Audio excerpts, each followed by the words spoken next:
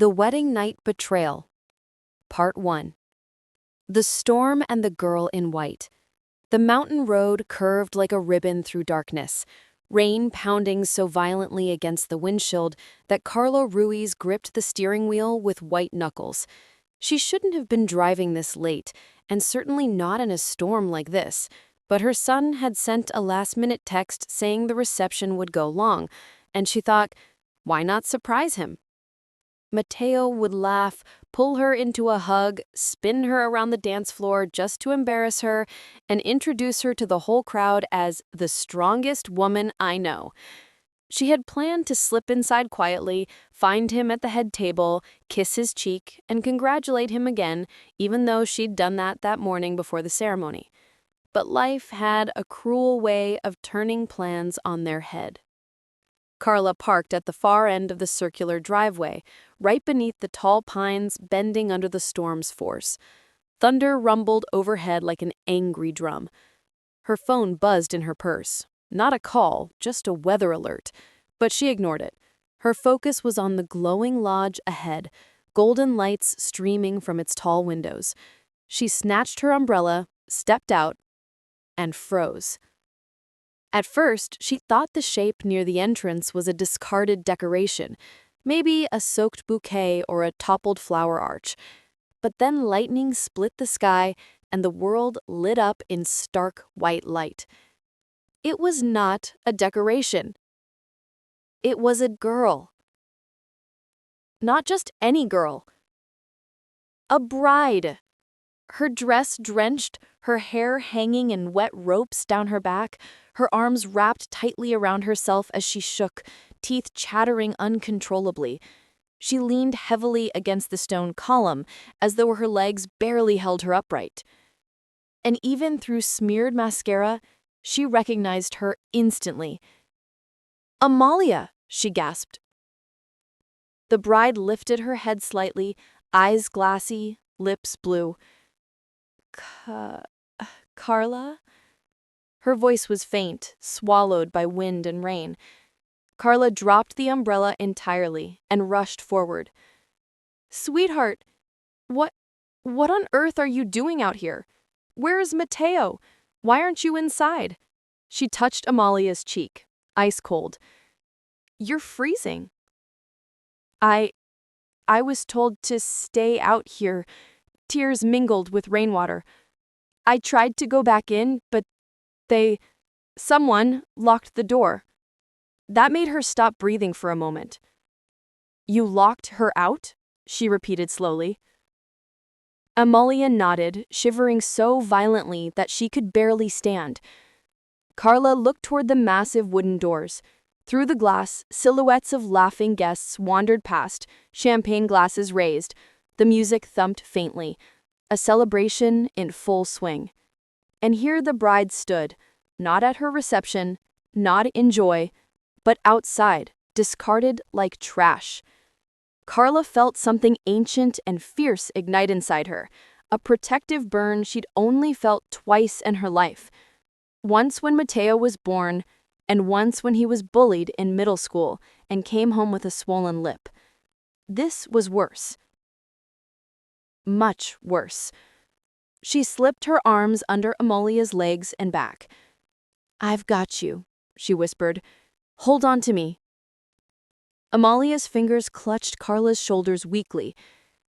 "Please, don't make them angry. I don't want them to take it out on Mateo." Carla's voice dropped into ice. "They already have." With one shove of her shoulder, she pushed the doors open. Warmth blasted out in a wave, music, laughter, clinking glass. And then, the music stopped. Every head turned toward the drenched older woman carrying the bride like a wounded child.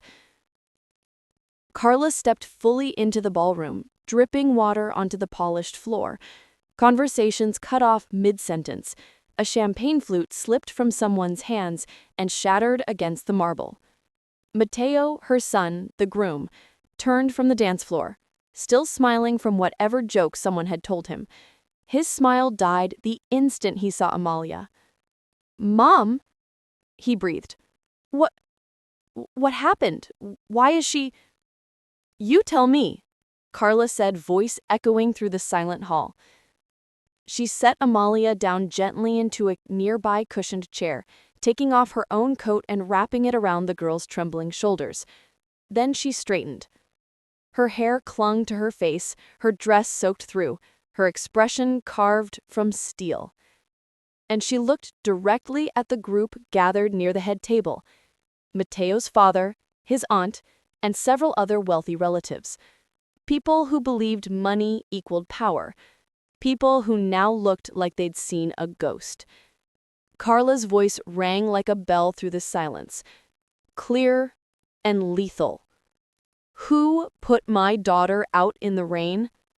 The guests flinched. Aunt Maricela, in a shimmering gold gown, rolled her eyes. Oh, don't be dramatic, Carla.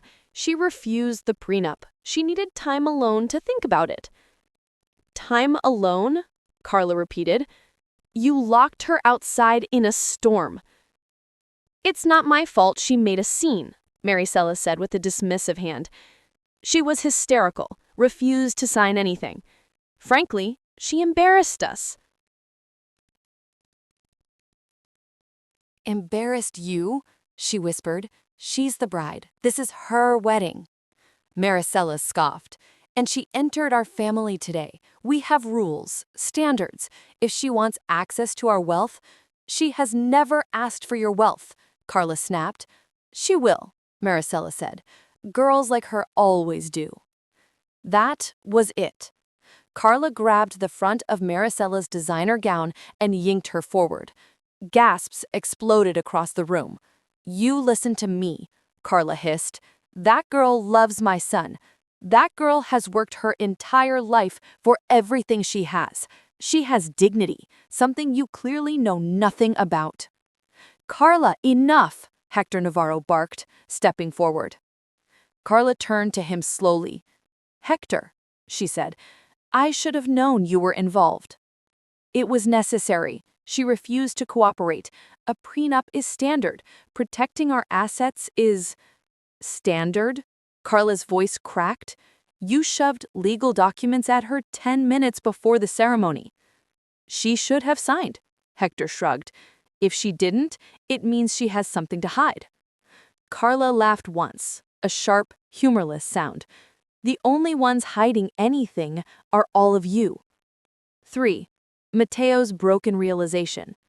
Mateo approached now, guilt etched across his face. Mom, I didn't know, I swear. His voice trembled. Aunt Maricela told me Amalia went to touch up her makeup. When she didn't come back, she said Amalia was overwhelmed and needed space. Carla's eyes softened for only a moment. And you believed her? His voice collapsed. I didn't think she'd lie about something like this. Carla gestured to the soaked bride. Look at her, Mateo. He sank to his knees beside Amalia, cupping her cold face in trembling hands. Amor, I'm so sorry. I should have come looking for you. Amalia's lips quivered. They told me you agreed with them. Mateo's eyes filled with horror. No, never. I had no idea. They kept me on the other side of the room. Carla turned back to the family. You isolated him. You manipulated both of them. Hector exhaled sharply. Enough of this nonsense. Carla, you're disrupting the reception. You put my daughter outside in a freezing storm. Consider the reception disrupted. End of part 1. If you liked my story, you can support me by making a donation so I can write more stories. Thank you in advance. And you, what would you do in this person's place? I would love to hear your opinion, so please share it with me in the comments. I'm always curious about what you all think. And also write me where you heard this story. For more life stories like this, like the video and subscribe to my channel.